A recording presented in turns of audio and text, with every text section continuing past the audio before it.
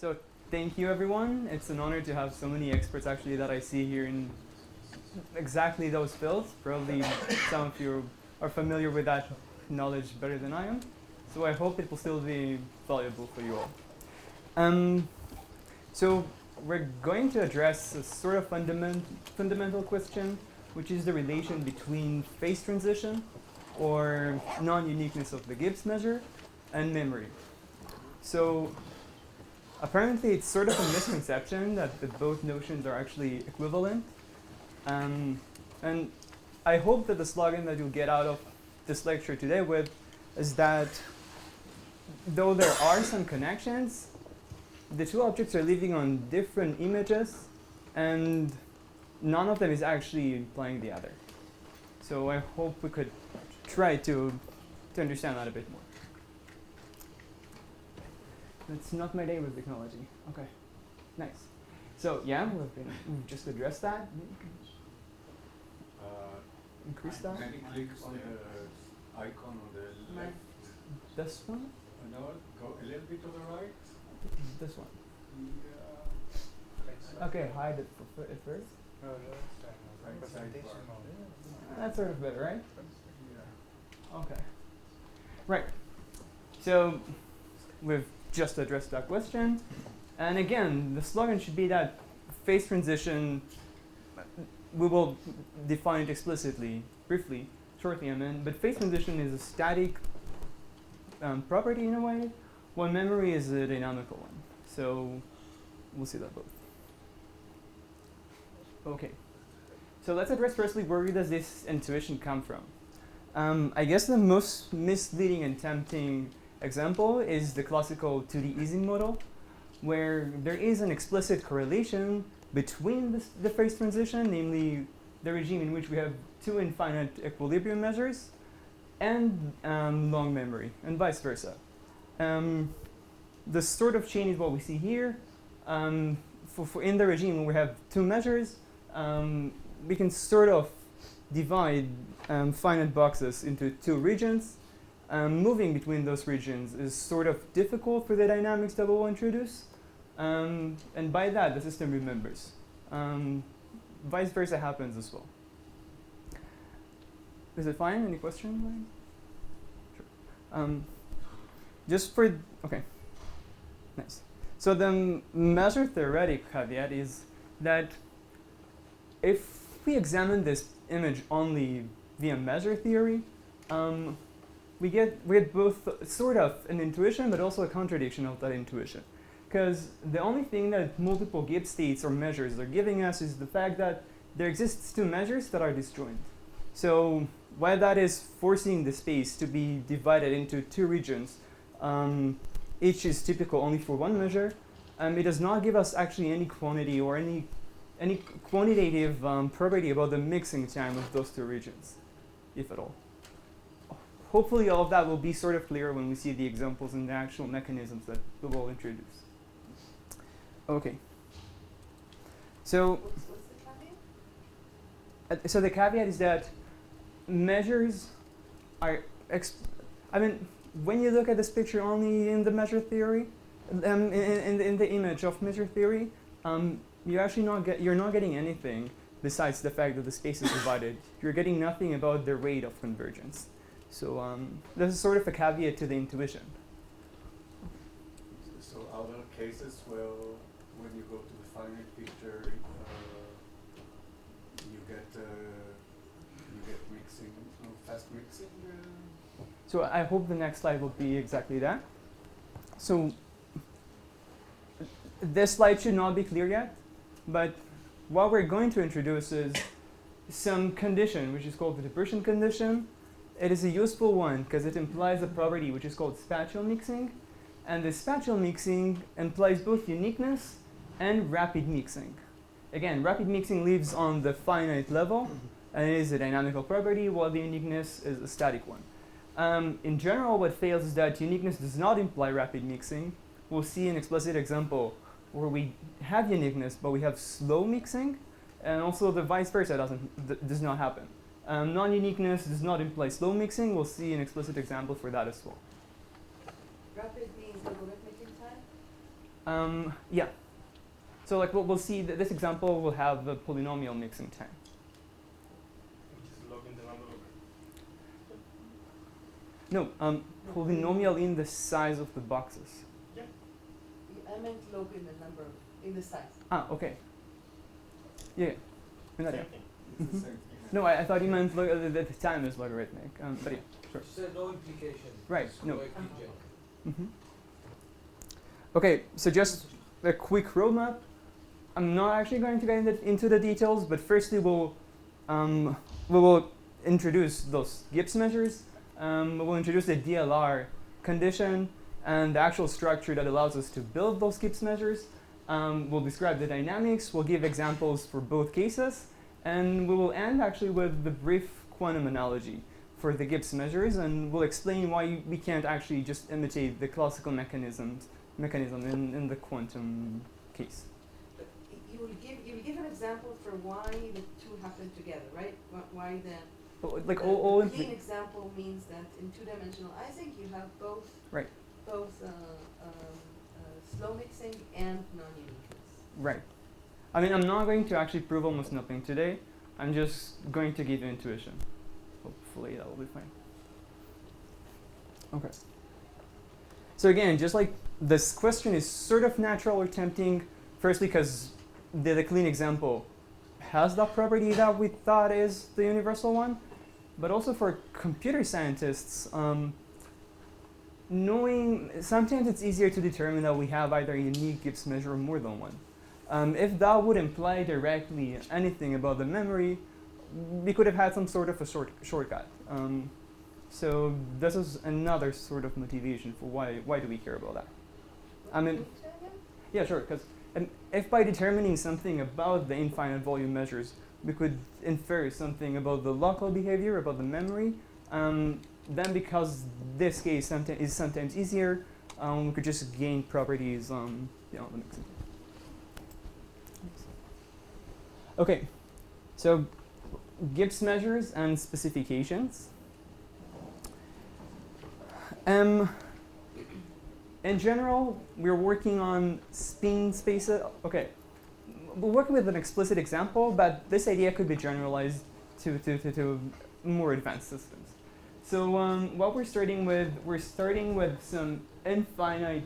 Okay, for some reason it does not appear here, but we start with G, which is some infinite graph, and V are the vertices of that infinite graph.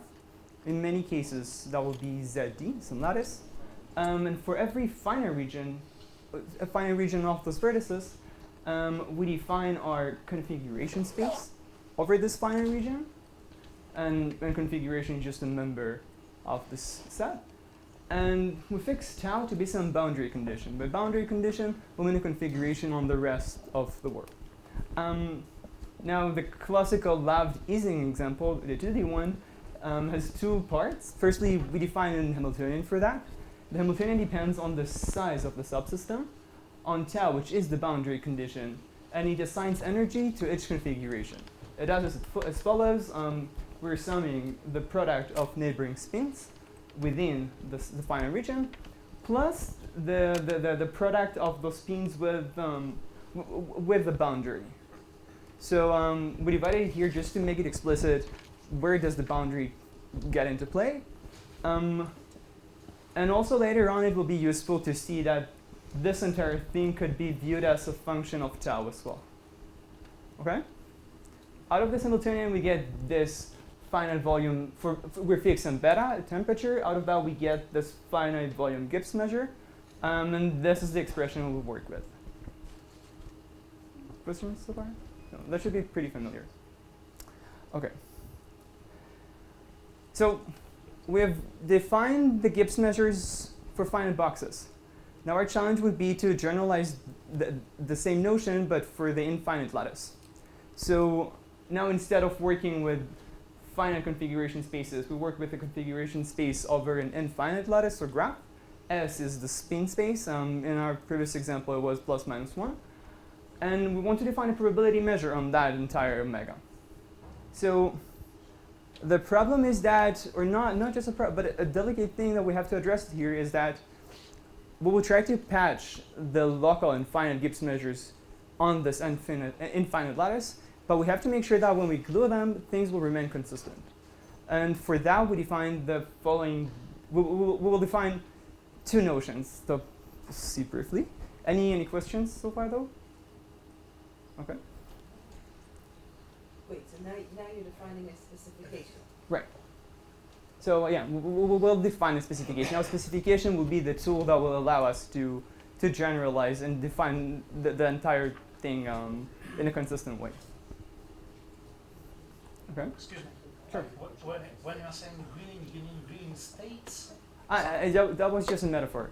We're trying to define, we'll see it explicitly right now, but we're trying to define a measure on the entire lattice such that if for every finite patch or every finite region that we take in it, the conditional measure would be the Gibbs measure. So we're trying to make sure that all of them would be consistent with each other in a way. That will be clear right now, what I've just said, hopefully. So a specification is a family of probability kernels. We'll get into that in a second, but let's start with the fact that it's a family of objects indexed by all finite regions of this infinite graph. And for every finite section of this graph, a kernel is a map that gets both an external configuration, like a boundary condition, and a set, and returns values within 0 and 1. What I want to, it has some other properties, like it has to satisfy some measurability conditions, but what I want the audience to take with today is that once we fix tau, eta, a boundary condition, and lambda, some region, what we get is a measure for the region lambda with the boundary condition eta. This is the idea. Okay? Nice. Now, besides the fact that a specification is a family of probability kernels, it has to Sorry, what is a mathematical object, what is gamma? The general gamma? The general gamma is a family of probability kernel. Each probability kernel is a function of this product space. This is the external. No, what is it? Is it the probability measure? This big gamma? Well, it's Or the small one? It's a family of probability kernels, and a kernel is a function that, given an outside configuration, returns a measure. So it returns a number between 0 and 1. Each gamma, But each gamma lambda is not a probability measure by itself. it's a You family give of it probability measures. First, you give it the Boundary spins condition. outside of the region. Okay, so F lambda is the boundary condition? Right, yeah, that's Or the sigma omega. algebra of, Sorry, omega Omega. is the yeah, is the boundary, boundary. yeah. Okay, Yeah, but you want them to somehow be Yeah. consistent. Consistent. exactly. So this is not enough. For that, we need the following conditions as well. Is it possible to Sure. slow you by Sure. 10%? Thanks. What is the Uh-huh. consistency? We'll see it right now. Yeah, but so far, the only thing that you need to know, again, it's such a map, and if you carry it is measurable in the second variable. But, yeah. Okay. So this family is not just a family, as you all understood by yourselves, of measures, only of probability kernels. It has to satisfy these two conditions. So, and these two conditions are the conditions that are promising us that we can do this sort of gluing. The first one is, this one is called, actually, I don't know why, for some reason I removed the names. This one is called properness. The meaning of it is sort of, we do not change what's frozen. If B is a set that depends only on the outside, then taking the measure of this set, given a boundary condition, as just the indicator of this set. Why does it make sense? When we take a set which depends only on the outside, it sees everything inside, because it does not depend on the inside. And by that, it just becomes the indicator, sort of. But you can take that slogan, we don't change what's frozen. And the second condition, which is the consistency, is that resampling twice is redundant in a way that if lambda is a finite region, and we take delta, some subset of this region, this composition of measures equals to the bigger one. We can see it here, sort of. If the blue one is lambda and the inner one is delta, then sampling directly all of it, or sampling firstly lambda, and then according to the value of lambda, sampling the inside, would be the same. What does it mean to sample the inside given the outside? If you, So- I mean, once you fix the outside, Right. But think of it that those objects, when they get a boundary condition, it's not specified only to the boundary values. It gets an entire configuration on everything, and then it chooses what to look at. So once you choose, you can think of it as sort of sampling only the blue region without the orange one, and then sampling the orange one given the blue and the rest. Okay? So those are the consistency rules.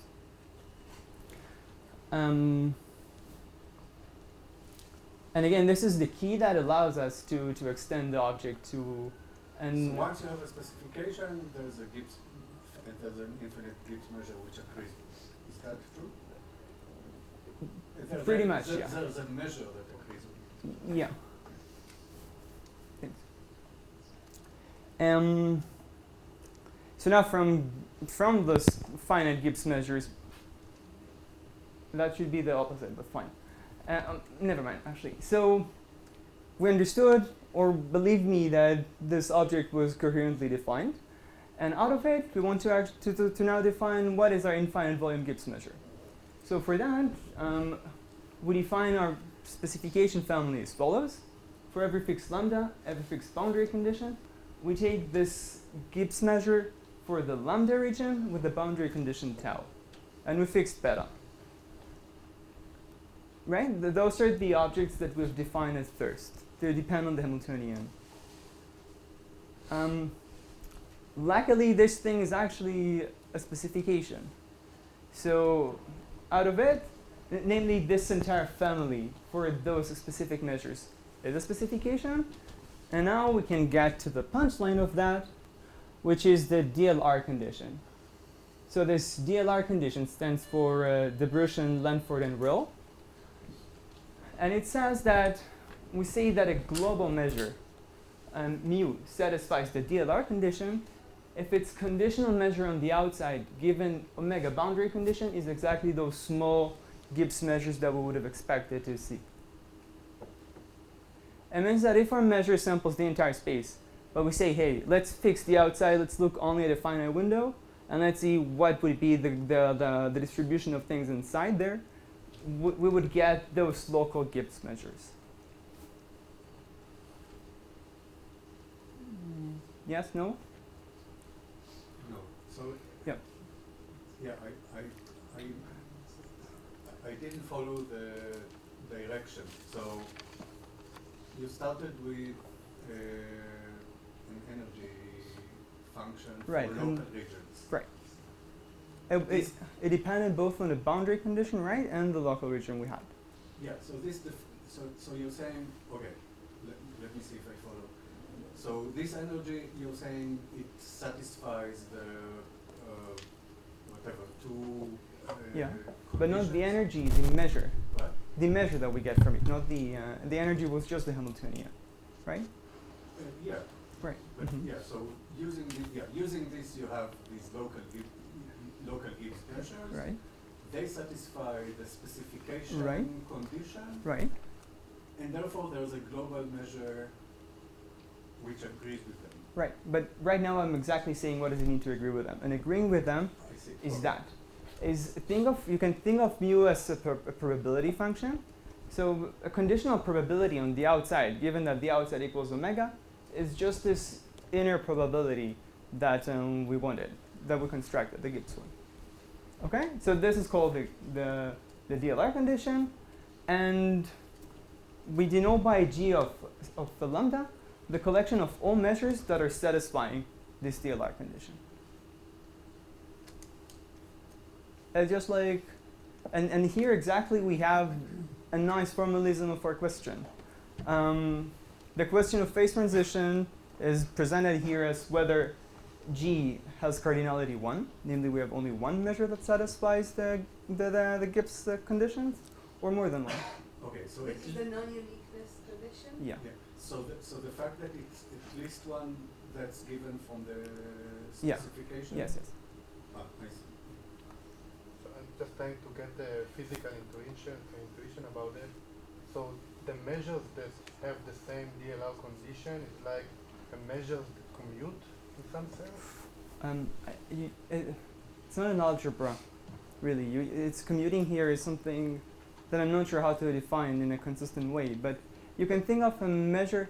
I mean, maybe the meaning I could offer as a non-physicist, the best one is that when you have this infinite object and you say, hey, I'm ignoring the infinity, I'm looking only through finite windows, then on every finite window I'll have a prescribed probability measure, which is this Gibbs measure. So for a finite window, there's just one Gibbs measure. Right. Okay. Yeah, that's important. I mean, there are two ways to do Finite this. window with With the boundary boundary. condition. Finite window Right. with- Yeah. with Yes. boundary. So you'll give an example, right, for 2D Ising Yeah, model, I where am. you where the two Gibbs measures below, two Okay, we'll see all. measures Mhm. U Yeah. are going to be those that are everywhere 0 except for finite Mhm. sets, and everywhere 1 except Yeah. for finite sets. Yeah. And these are they're two different Right. Gibbs probability measures Yes. that satisfy this. Yes. Yeah. I mean, yes. Hope it's fine. Was it? Sort of? I hope it is. Okay. I'll address all of it. Don't worry. I think. Okay, no problem. Just like a small remark, why this condition is important at all? Why couldn't we just say, hey, let's fix boundary condition and let's converge, exhaust the entire lattice, and then we obtain measures that would actually be DLR measures. So why did we need all of that? So yes, if we just fix a boundary condition and converge through the entire lattice, we will get a measure which would be a DLR measure, but vice versa is not correct. There are measures that are satisfying this DLR condition, but are not obtained as a limit of such measures. So this object is richer, and it allows us to instantaneously recognize all of them. Okay. Sorry, but isn't this sort of the physically interesting thing? There's The two do not deviation. arise as a simple box limit. Probably yeah, I guess. Wait, But- so you're saying that there are Gibbs measures that are not obtained in this way? Yeah. So, but if you have a Gibbs measure, just pick a random configuration according to this measure, Okay. and then do You this take the limit, limit. and then take the limit. You don't get. Wait, but what is Yeah, no, okay. because we look at an infinite thing in a way. We can discuss it further later, but this G thing is convex, compact. We can Will take. you present an explicit example for this? An explicit example could be. I will not prove that, but you can take, for example, on an Ising model on 3 dimension, there are explicitly more than there are at least 3 extremal measures, singular ones. Take some convex combination of them, and there are some that are not obtained as limits. Okay, but is that the only case? No, so like when you generalize that further to higher dimension, I guess like many things are along this continuous lines. Yeah, but again, won't be still obtained. convex combination or some combination. Yeah, because this entire thing is convex at all. Yeah. So will there always be convex combinations of things that are limits? As long as every convex combination of something which is a limit That will. I understand. I'm asking about the convex. Are there You're other saying, things other than convex? Ah. you're saying No, no. is everything a convex combination of things that are limits? Yeah, because through the limits we get the extremal points, and this thing is convex. And the limits would be what people in the literature of spinless call pure states? Yeah, yeah. Okay. Because they're sort of disjoint. They divide the space. So different limits can arise because you take different boundary conditions, Right. right? Okay. So I'll just take water. So again, just to clarify, the example you gave is like I have an Ising model, I get the spontaneous symmetry breaking, and then I say it's not half and half, but like 0.4 and 0.6, and that's how do you call it, DLR measure that's Mhm. not coming from Yeah. the limits. Okay, so the message, just to make sure everyone are with us, even if they did not get all the details, we saw how from the finite volume Gibbs law, we can construct a family of objects called specifications, out of which we have a mechanism to generalize that to the entire space and get an infinite volume Gibbs measure. The DLR is important because it offers a richer way to describe all of them and more of them. And the phase transition question becomes this thing in that formulation. How many such things do we have that satisfy this specification, DLR condition for specifications? And again, this thing is static. Note that we did not mention dynamics at all. This entire picture was static. Okay. Now the Glauber dynamics and finite volume memory. So again, our dynamics will be a dynamic on finite regions, finite spaces. We'll take our favorite configuration space, and out of which we will describe the following continuous time dynamics. So firstly, it's an algorithm. We're starting from some configuration, and each vertex on this lattice or on the graph, to each one we're attaching a Poissonic clock, a clock that rings with probability, with rate 1, meaning we can sort of trust that it will ring throughout one time unit. And for each such site, whenever the clock rings, we erase its value, and we sample the new value according to the Gibbs measure, the finite one on this region with the fixed boundary condition, given all the outside did not change. This is the process. I guess the Ising intuition should be that we are sort of biased towards the majority of our neighbors. And out of that, we can define the following continuous time Markov chain. That would be our continuous time Markov chain on this configuration space. If x0 equals sigma, we define PTF of sigma when f is an observable, the function on that space, to be the expected value of f at time t, given we started from sigma. It's like what physicists are calling the Heisenberg picture. We are moving the observables and not the states. The nice thing about that is that it is sort of it's called a semi-group. The fact that this thing, if the composition of different PT and PS equals to PT plus S, and this nice property allows us to derivate this operator, this PT. And the bottom line should be that we have a nice way to translate this sort of ambiguous dynamics into a nice expression like that, e to the power TL, where L is some well understood. Yeah. The nice thing about that is that analyzing L gives us hints, or actually allows us to analyze the dynamics, spectral gaps, and other fancy names that you're probably all familiar with. Okay. So now the intuition of what we're calling memory in this context. What am I with the time? When did we start? Sorry? Chair. Yeah, Moshe, when did we start? We started 35 minutes ago. 35? No, 25 minutes? Okay, so we'll actually speed things up. Half an hour. Half Okay, an hour okay. Thanks. More than half. 30 minutes. Because I do want to get to the punchline of the things here. I guess we could denote this thing as the dynamics starting from some configuration sigma at time t.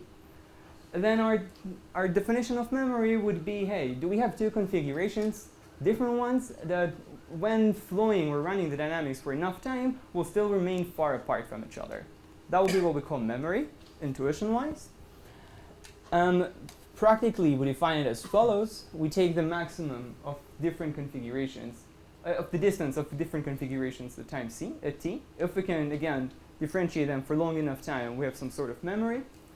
If we define dt as this object, which is the thing that defines the mixing time, then an easy calculation shows that we achieve this, this bound with them, between them. So that tells us that if we analyze this thing, the mixing time, by bounding the mixing time, we can bound the memory time. So we can just talk about mixing time instead of talking about memory time. So for easing model, Yeah. there are some temperature where there is memory. Right, we'll see all of that very, very soon, hopefully. So just general tools for detecting memory. So like to prove fast forgetting, we use spectral gap and log Sobolev, other devices. To prove long memory, usually bottlenecks and conductance, etc. Sure. Okay, the message, I guess, was just iterated. So I'll allow myself to fast forward. And now the promised 2D easing model example. So this one, as we said, is in here we have the cleanest distinction and again separation that gives us the misleading intuition that we'll see right now. So again, no need to repeat the things. This is what we've said many times. We have an Hamiltonian. This is the corresponding measure. And the easing model shows us the following thing. See, note that the Hamiltonian and the measure, is a function of beta. It depends on beta. And apparently there is a critical temperature beta C that is sectioning the space into two regions. So when beta is smaller than beta C, we have only one Gibbs measure. And we mix fastly, like log of n. We'll see it in a second. And when beta is larger than this critical temperature beta, then we have two Gibbs measures, and our mixing time is exponential. Okay? We're seeing it here right now as well. So for small beta, the dynamical picture, whenever we have, we're playing our dynamics on n sites, our mixing time would be O of log n, which is fast. And we, as we said, we have one global measure. No, this is the mixing time.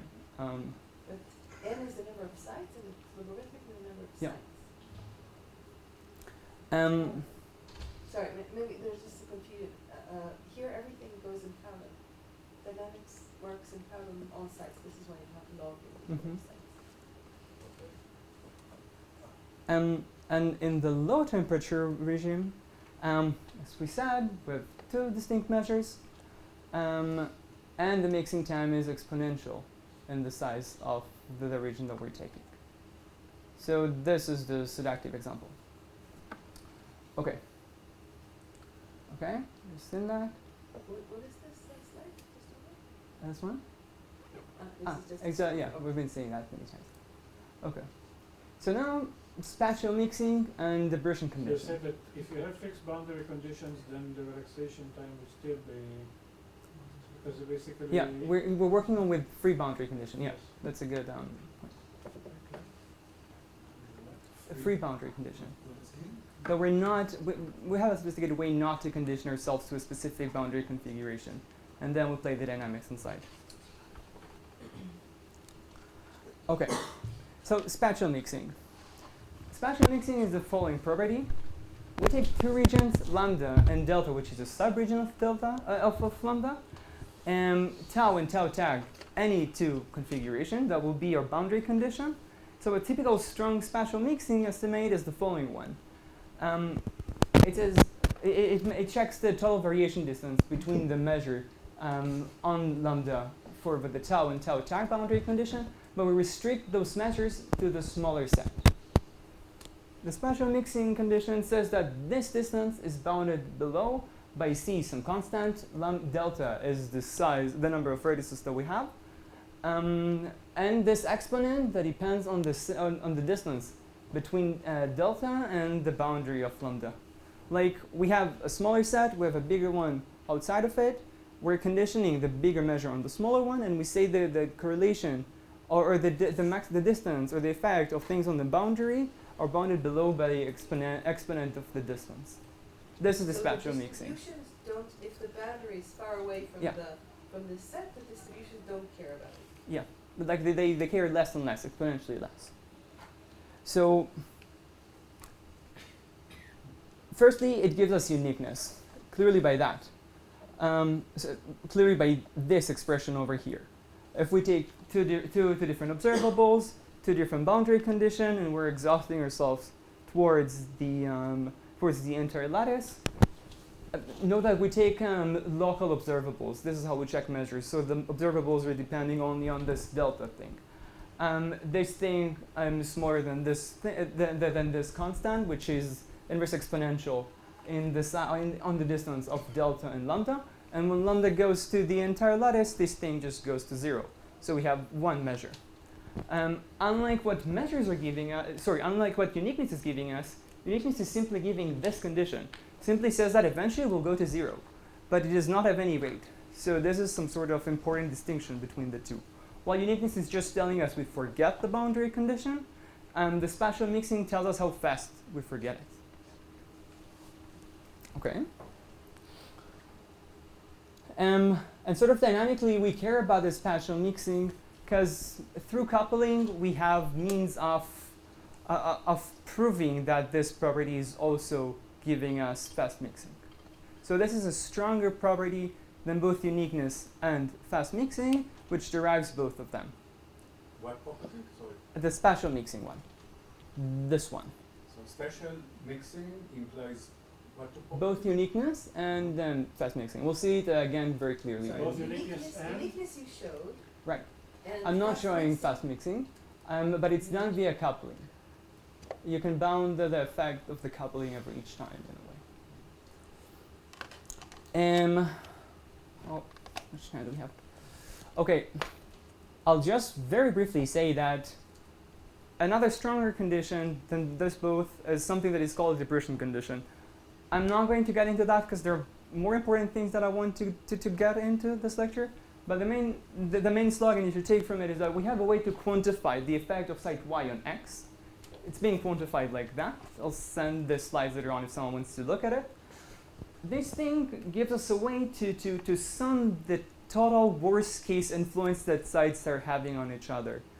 The version is telling us that if this alpha is smaller than 1, this total influence rate, then the system has the spatial mixing property. So this depression condition implies the spatial mixing that implies in its turn both uniqueness and fast mixing. This is just by some sort of induction? Not really induction, but also coupling would be nice as well, and nice measure theory shows that.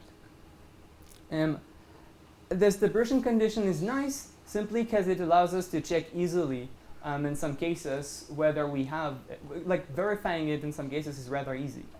And then, for example, in the 2D... That's a sufficient condition. Right, it's not, yeah, exactly.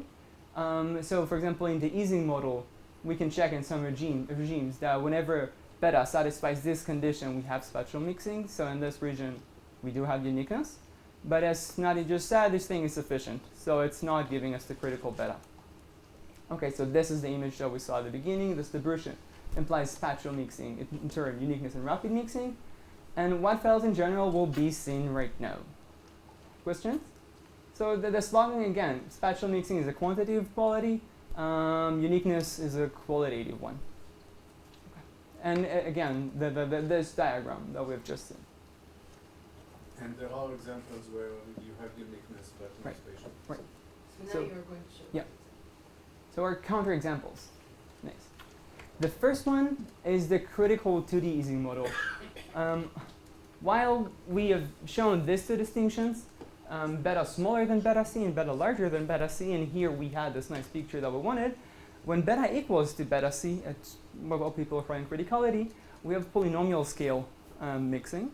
So like we're mixing polynomially fast or slow, however you want to say that, but we have only one unique Gibbs state. So this is already one counterexample where we have uniqueness, but we do not have fast mixing. It was on 2004, I think, that Lubetsky and Sly proved this entire boundary or estimation. Sorry. bound. And the other counterexample, wait, was it nice and clear enough? Here we saw again that we have uniqueness, but we do not have fast mixing. Okay? Question? Yeah. So this is a spectral gap of what you call L, Anyway, yeah. and this is like probably equivalent to Mm-hmm. polynomial time. And Polynomial time with no. yeah. I guess you define polynomial time as that. In a way, because it's not like we saw that in that case, or The gap is conventionally, yeah, logarithmically it was fast. So can you say something like if you have uniqueness at one temperature, then you have fast mixing at any smaller temperature? Monotonicity with respect to the Not monotonicity, just monotonicity of the property. No, but more than monotonicity. You really yeah, want you- polynomial that there could only be a fine-tuned temperature for this polynomial happening. It's if yeah. I don't care about this zero probability event of being at the exact bad temperature, can I say that always you have a clear either it's fast Mhm. mixing or not mixing at all? I believe yeah. I mean, an intuition to that could be seen actually here in the diversion condition, where decreasing beta decreases the entire influence that we have. You believe you can show that there is no Monotonicity region? below, I can believe yeah. But that's maybe I'm wrong, and that was just an intuition. And there are people in the audience that are more suitable to answer this question. Does this make sense? That that you can actually show that there are no regions of temperature that are critical? I mean, in the Ising model, I mean, okay, we believe we know. We believe we know everything, but there are models. You know that you believe everything. In the stabilizing model, I mean, okay, but there are models which could have, let's say, a critical line, a line of critical temperature. A line in temperature. Yeah, or as function of some parameter, which I think could well be temperature. You can imagine a system that's made up of different pieces glued Okay. together. Yeah, so then Usually you won't it's be a- able to pick. It's a function of some parameter and temperature. You don't have a line only in temperature. Right? Naive. I sort of. I guess at least what my intuition says is that whenever we have one nice clear Hamiltonian, the system is not like patches of other things. I tend to believe that yes, but The beta C could depend on parameters. So effectively you get a line. I'll take the. I see. So, yeah. So if the Hamiltonian is sort of symmetric, if it makes sense. If it's translation invariant, should I expect that it's okay? I mean, I would, but I might need some time to think about it thoroughly. Just because I do want to go over the next examples. So the next one is another counterexample, but now for multiple Gibbs measures, but fast mixing. So this one is like the tree Ising model. So like we have the same local rule, though the geometry of the graph is different this time. We take a BR, or B-regular tree. We call it TB. The finite trees are denoted by those objects. This one means that we're starting at root B and for depth R. But this is just the analog of finite boxes. And it's true that it's a BRE tree and you start with B. right, I'm sorry. You could call the tree So once we cleaned up the notations and definitions, using that we can define the exact same story of the Ising model that we saw in Z2. And over here, the main difference in the geometry is that the boundary and size is just the same as everything we've had so far. The effect of that shows, like on such models, I think that this result was sort of recent as well by Martinelli, Sinclair, and Weitz. They show that they divided again the temperature into some critical zones. The interesting one is this middle one. In this middle one, we have two Gibbs measures. We don't have one, but the mixing time is fast. It's just log n. which is nice. Where n is the number of vertices? Yeah, and it's like that, yeah. Exactly. Okay, so this is another counterexample to that intuition. Okay. And no uniform, I mean, the last time, Yeah. no uniform graph means that No explicit control. I think things that are going polynomially or exponentially more and more. Like there is no uniform gap on all of them. so do they know something or just they cannot provide a bound or they do not know? I mean, Do they know it's not fast mixing or? yeah, they do know it's not fax mixing, as far as I understood it from their paper. But they explicitly say that they could not achieve a uniform one. But I'll be a bit careful what I'm saying with what I'm saying right now. And this is recent? This looks like something that should Ancient? have been understood a long I time guess, ago. especially when it's such a naive example. And is it like- No, but it's at least like after the 2000, that's for sure. Yeah, this is from the 90s. I mean, I think it's at least 2004. It was But another graduate here, So he Martinelli did this project with me. is in Oh, And wait, no- wow, it's Yeah, the- So now Uh-huh. it's things. So non-unique means, you know how many we could have been infinite? You know? Infinite, according to this DLR condition, we do have infinite anyway, because this thing is convex. But How I many think pure ones there? String points. so. I think they have two, two extremal ones, one for the plus and one for the minus. But I'm not sure about that. Okay. So again, we just describe why it breaks the Ising box So into. just physically, I know it's not a question for you, but for the audience, what's the meaning of the fact that there are two Gibbs measures and fast mixing? So we should have, there's no phase transition. I mean, there is a phase transition. Right. And things mix fast. Yep. So is this sort of, I don't know, counterintuitive in any way to the notion of phase transition? I think it, I mean, I think no, because, I mean, the relaxation time is kind of fast because the tree, I mean, the log n is also the depth of the tree, right? So the distance you need to relax over is not, is only log n, and that's how I understand that. Right. It's like you're walking on a narrow path. You could fall to the right, and you could fall to the left. The fall is fast. And that's the choice that you have. This is a situation, that's how I imagine this. But you fall, either to the right or to the left. They're both possible, and when you fall fast. Who is falling here? It's just On the the- system. uh-huh. The system. Ah, To the the- system, I The see. basin.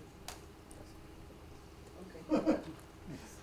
So, by the way, do people know something about, because in many ways, I mean, as we already Mhm. discussed privately before, in some ways, trees resemble in some ways a lattice in a high dimension, right? Because in a tree, the boundary scales more or less like the volume. Actually scales as the Mhm. volume after a constant factor, and in a lattice, the boundary in the volume, it's the power of d over d minus 1. So you would expect, so can one conjecture by that if you have lattice in d dimension and d is large, then the relaxation, there might be fast relaxation relaxation going as n to 1 over d or something like that, which is almost log, right? Going to log as d going to infinity. That's what I would guess based on what you're telling, but is any of that proven or known or guessed? The best thing that I'm confident in, and I could share, is that when you're trying to translate those, for example, mixing notations, and from them go to mixing time, you see very clearly that there is a real dependence on the growing rate of your graph, which is sort of exactly what you said. So there we do have correlation between the temperature that we need to take and the growing rate. So there is some interplay in that, but something more specific, as you've said, unfortunately I don't have an answer to. Okay. So we've been just discussing why is it breaking the Ising box intuition. The summary table would be the following one again. The nice Ising one, under the critical temperature we have uniqueness and fast mixing. Above this temperature we have phase existence and slow mixing. The critical Ising model, uniqueness but slow mix, but no fast mixing, right? And in this intermediate section we have non-uniqueness, but the mixing is fast. Okay. And is it plausible that this direction actually follows on a finite lattice? Which The counterexample of the tree only exists because it's a tree. I think yeah, because You know, the finite boundary lattice. because the boundary is You probably cannot have on a lattice just because the diameter is Right. quite Yeah, narrow. So I was guessing that you can get as low power as you want if you increase the special temperature. okay, and that message was just iterated. And now, briefly, we'll discuss the closing quantum analogy. So let's go back to our. Okay, so like we have described classically what we're doing. We've described our Gibbs measures via this DLR condition, and one could contemplate, hey, how am I telling the story quantumly? Maybe we can just generalize this DLR condition quantumly. And remember, another important notation, thing to know that was that classically we did not define our Gibbs measures via via limits. We had this global DLR condition. We did not just converge upwards. Okay. So again, these were nice finite Gibbs measures. This was the DLR condition we've introduced. And from this finite class of laws, we defined our infinite law. Right now, very briefly, we could have told the classical story directly via observables, without measuring the configurations themselves. So when we talk about measures, we can talk the natural method to talk the natural object to talk about our functions. So we could take the observable algebra, namely the algebra of continuous maps over omega, over a space. This is an algebra. For a finite region, we could take both the algebra of the inside and also another algebra of the outside. Okay. If This is the algebra with the usual addition and multiplication? right, multiplying functions and so like an outside function or a function is just measurable on the outside. It basically its value depends only on the outside value, right? Nothing surprising right so far. And if remember, after fixing eta, the boundary condition, and fixing the window on which we're looking, this thing becomes a probability measure. And then when we take a probability measure over a function, we just mean that we take the expectation of this measure, of this function with respect to that measure. So this is the explicit expression we get when we measure the function, this expectation. And when the observable is an observable that belongs to the external algebra, the outside algebra, then again, its value on the configuration depends only on the external value. And thus, when we take the expectation of it with respect to this finite region, we just get its value in it. Okay, it's an expectation, it's a conditional expectation on something which is already conditioned in a way on that space. So we just get a fixed value. What am I trying to say, or what are we trying to achieve by that, is that after doing that, we see that the story of specification becomes a story about characters of this observable algebra. Because this conditional expectation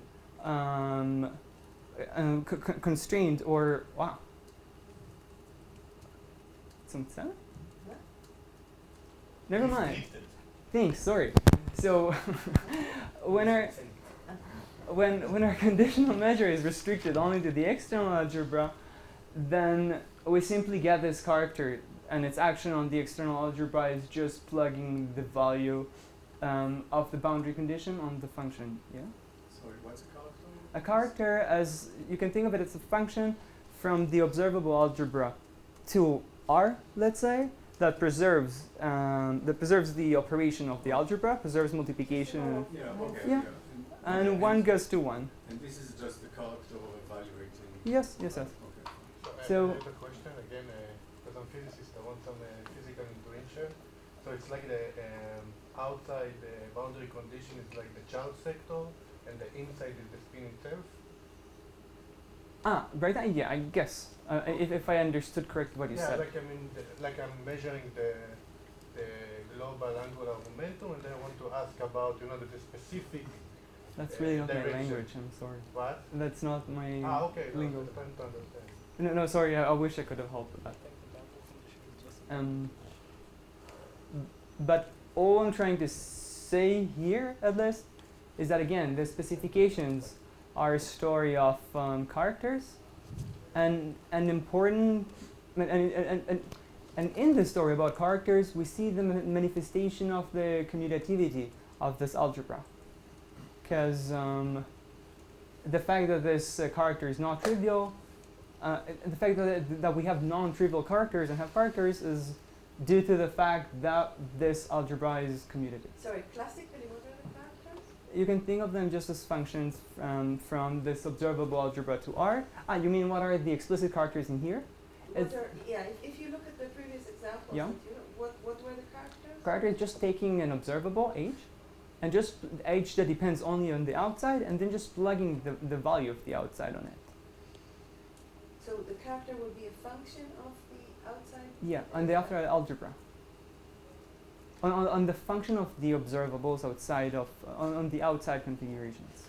Okay, so it's not just any function on Like the continuous outside. one, yeah.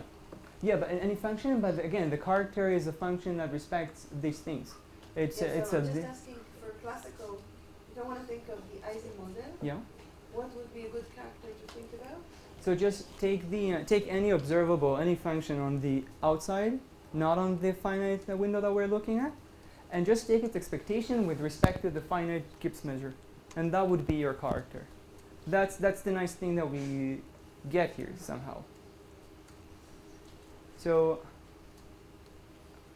out of those specifications, we suddenly see an algebraic story.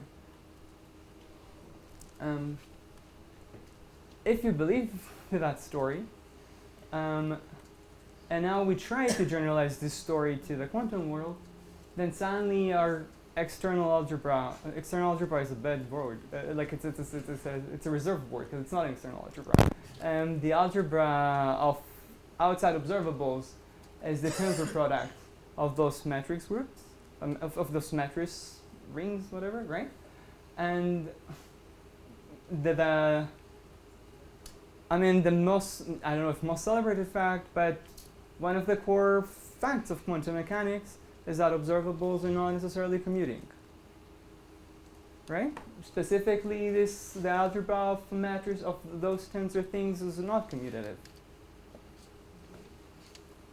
And then, without getting into explicit attempt, but any explicit attempt that would try to explicitly generalize the DLR condition into this quantum setting will again require the introduction of such a character.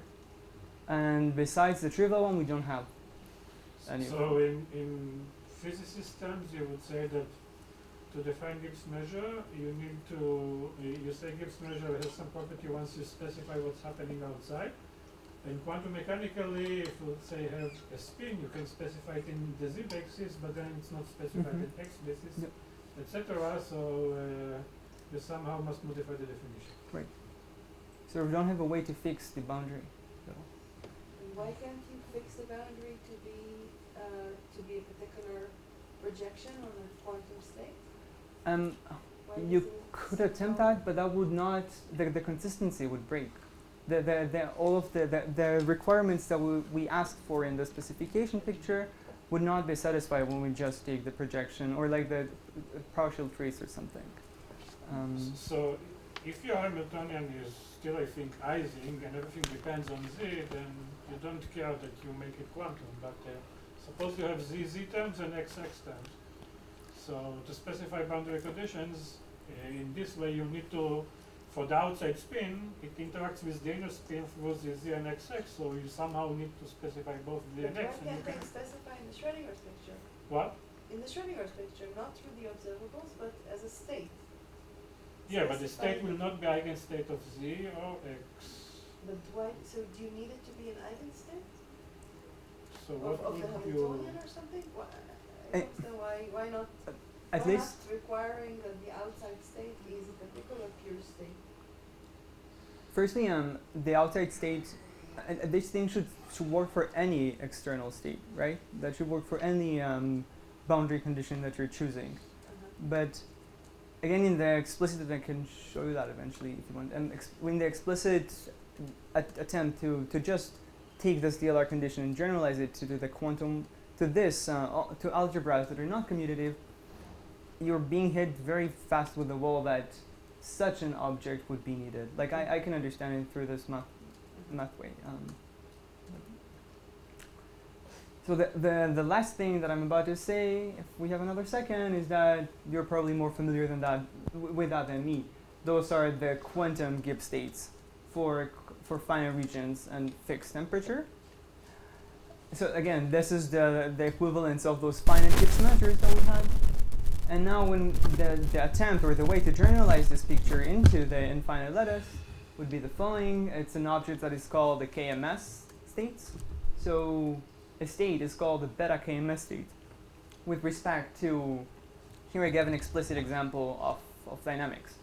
So a beta KMS state with respect to the dynamics if it satisfies the following constraint or property.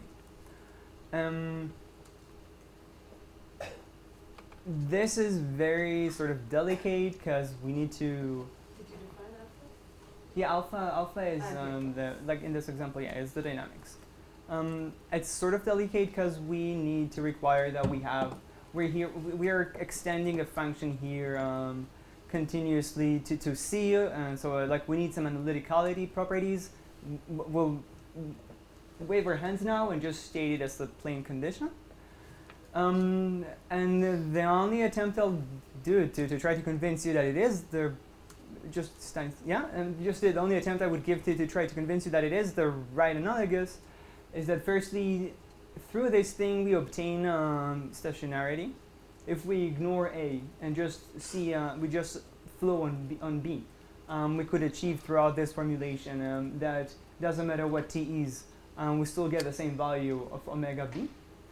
And the second sort of tempting or thing that might convince you is that this condition on finite regions gives only the Gibbs states, and the Gibbs states are uniquely the only states that are satisfying this condition on finite regions. Then once we have this KMS property, we can generalize the entire story we've had before. Maybe suppose you indeed have the Ising Hamiltonian, which only has z terms, so and then Gibbs measure is well defined. Mm-hmm. So it would in that case the KMS state correspond to Gibbs measure in the infinite system? But then it's also sort of delicate because you need to trace the infinite matrix, so things are also delicate with that respect. How do you explicitly define that? So maybe we could attempt to take the limit of these things, and then I tend to believe that it might be correct. I don't want to reassure anything. Is this sort of necessary in order to talk rigorously about phase transitions in the quantum case, you need to talk about these KMS, because right? they are, yeah. So you can define this for any quantum system? You can or cannot. I'm asking. Yeah, like you have your dynamics, you have your algebra that you're flowing on, you're doing your dynamics on it, and you just require something which is rather algebraic. Does there exist? Does that exist? Okay, does it generally exist for general systems? I'm not sure. As local Hamiltonian, etc. I guess yeah. For local Hamiltonians and so basically the whole story that you told us about classical carries over to the quantum case Right. as soon as you pick the right Gibbs, the right analog for the Gibbs measure. Right, and also, but what is carries, because the we did not give any real result or a dichotomic result about how many Gibbs, we just saw that there is no real correlation between the number of Gibbs states that we have in memory.